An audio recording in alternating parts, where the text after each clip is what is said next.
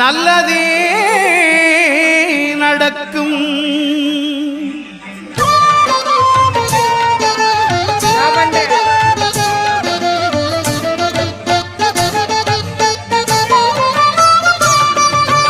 9 கோளும் ஒன்றாய் காண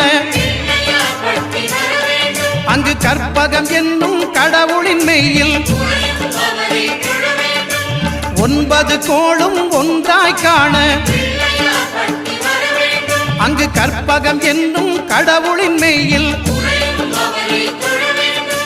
சூரியன் முதலாய் 9 கிரகமும் பலவித குணங்களை கொண்டிருக்கும். எங்கள் கற்பக தருவில் அவை வரும்போது ஒன்றாய் சேர்ந்து பலனளிக்கும்.